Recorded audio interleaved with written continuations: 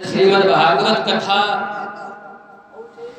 समस्त प्रकार के पापों का नाश कर देती है। परिश्रम करने वाले व्यक्ति की दरिद्रता जैसे छूट जाती है, वैसे ही भगवान के दरबार में आने वाले व्यक्ति का उसके शरीर से समस्त पाप भी छूट जाते हैं, दूर भग जाते हैं। उद्यम से दारिद्र घटे और पाप नसे हरि के गुण गाए। जानते हैं क्यों? क्योंकि ये संसार ऐसा है कि यहाँ पे लोग मिलेंगे तो आपसे वो बात पूछेंगे जो केवल संसार की है, लेकिन कोई वो बात नहीं पूछता जो भगवान करतार की है। एक कवि ने बड़ा सुंदर भाव दिया, बोले मिलेंगे लोग पूछेंगे तेरा परिवार कितना है, और मिलेंगे लोग पूछेंगे तेरा व्यापार कितना है। और इतना ही नहीं, मिलेंगे लोग पूछेंगे तेरा घर द्वार कितना है, मगर कोई ये न पूछेगा प्रभु से प्यार कितना है। सब पूछने वाले दुनिया में मिलेंगे, आपकी प्रॉपर्टी, बैंक बैलेंस, बेटा बेटी, सब पूछने वाले मिलते हैं, लेकिन मेरे ठाकुर से प्रेम कितना करते हो ये पूछने वाले बिरले ही कोई हजारों में एक मिलता है। और इसलिए जो उस प्रेम को जगा दे, ऐसा साधु, ऐसा सन्यासी, ऐसा संत वीतराग परमहंस श्री सुखदेव जी महाराज, जिनके अमृतमयी वचनों को सुनकर के राजा परीक्षित ने जीवन के 7 दिनों में ही अपनी मुक्ति का मार्ग प्रशस्त कर लिया। मुक्ति का मार्ग जीवन में प्रशस्त करने वाले राजन परीक्षित ने हाथ जोड़ करके कहा, गुरुदेव, हमने अपने जीवन में ऐसे सद्गुरु का दर्शन नहीं किया। मिले तो बहुत, सभी पूज्य रहे, किंतु जो जीवन और मृत्यु के भाव बंधनों से छुटा दे, मुक्त कर दे, संसार की कामनाएं जब जीव के मन में न रहे, ऐसा भाव जगा दे, ऐसे गुरुदेव भगवान धन्य है आप, आपके पिता, आपकी माँ, आपका ज्ञान धन्य है, आपको मैं बारंबार प्रणाम करता हूँ। कहा जाता है कि भगवान वहां पर आ जाते हैं जहां भक्त लोग प्रेम से बैठ के भगवान का कीर्तन गुणगान करने लगते हैं। जहां प्रेम से बैठ के भगवान का कीर्तन और गुणगान भक्त लोग करते हैं ना, वहां भगवान आ जाते हैं। एक बार नारद जी बैकुंठ में गए तो भगवान से पूछा कि प्रभु, भक्तों के बहुत से भाव हैं कि आप पर्वत में रहते हो, आप मंदिर में रहते हो, आप बड़े बड़े जगहों में रहते हो, किंतु ठाकुर जी, एक मैं जानना चाहता हूं कि सचमुच में आप कहां रहते हो? रहते तो दुनिया में सब जगह हो, ये तो वेद कहते हैं, हर व्यापक सर्वत्र समाना, सब जगह भगवान समाये हुए हैं।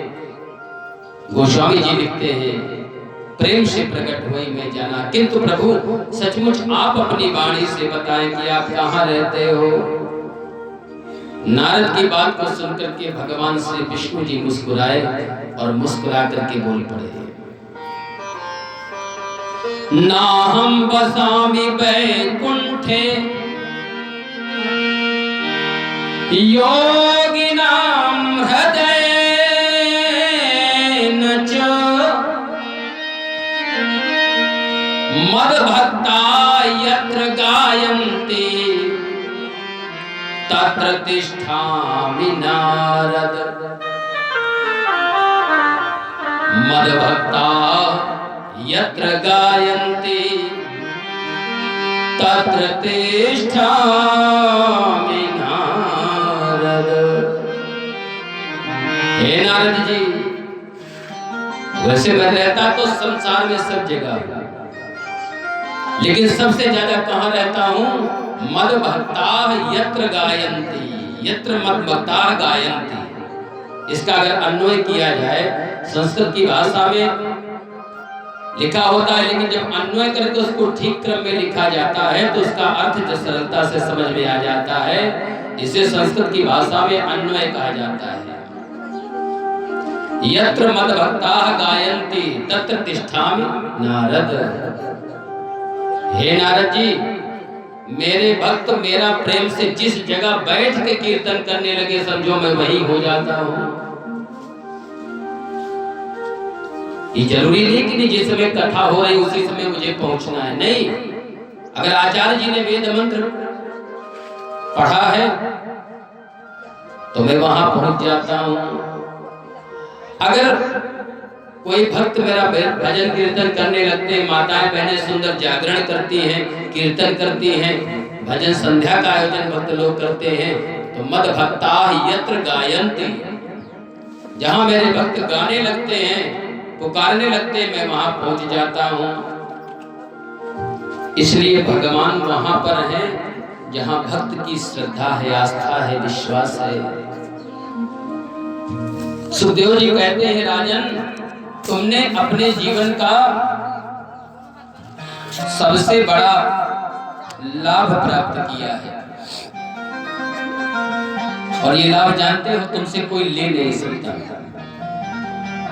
जितने लोग बैठे हो ना और कथा सुन रहे हो, तो इस कथा का जो फल है वो आपसे कोई छीन नहीं सकता।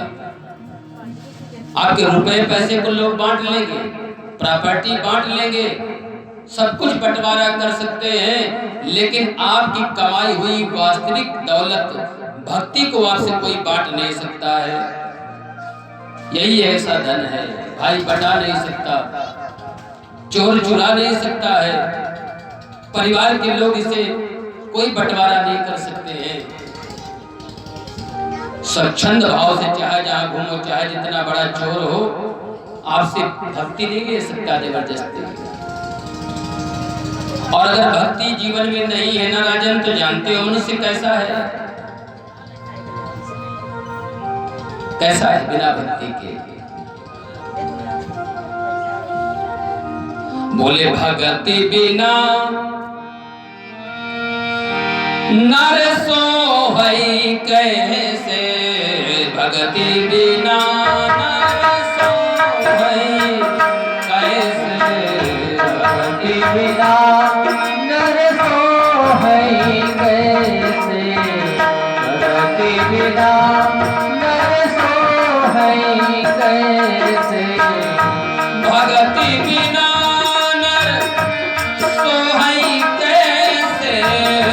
भक्ति बिना सोहई कैसे, लवण बिना बहु व्यंजन जैसे, लवण बिना बहु व्यंजन जैसे, लवण बिना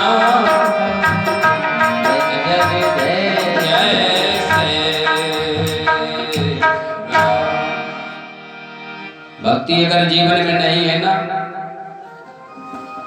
तो जैसे बहुत से व्यंजन बनते हैं, उसमें अगर राम रस ना हो, राम रस, संत लोग कभी नाम नहीं लेते, वो राम रस कहते हैं इसको, क्योंकि इसके बिना सारा रस फीका है।